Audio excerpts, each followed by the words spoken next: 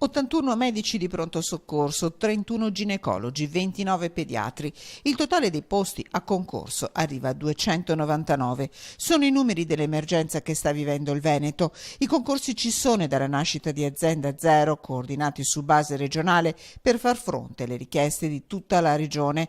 A mancare sono i camici bianchi. Siamo attivi e ritariamo continuamente le procedure concorsuali, quindi facciamo parte sempre per garantire sempre le presenze graduatorie.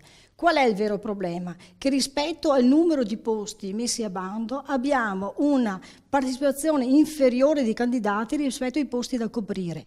Un esempio: 167 i posti a concorso in 2 anni nell'ULSS 6 di Padova, solo il 20% è stato coperto. Non un problema di fondi, spiega il direttore generale. Non è un problema di autorizzazioni regionali, perché la regione le autorizzazioni ce le dà tutte e nel caso specifico di Padova addirittura ci ha dato 26 dirigenti in più al di sopra del turnover, quindi implementando ulteriormente i dirigenti medici. Il problema è che non si trovano e non è neanche un problema, dicevo, né di autorizzazioni o di soldi, perché li abbiamo disponibili. Critica anche la situazione in azienda ospedaliera.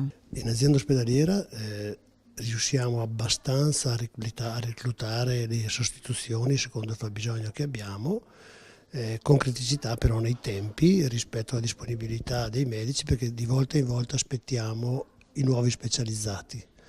Quindi ogni anno andiamo in crisi, aspettiamo i nuovi specializzati, poi riusciamo a coprire in parte le carenze che abbiamo. In alcune discipline, vedi pediatria e anestesia in particolare, abbiamo difficoltà anche noi a coprire tutti i posti liberi che abbiamo. Numero chiuso, accesso alle specializzazioni, un difetto nella programmazione delle esigenze a monte all'origine del problema.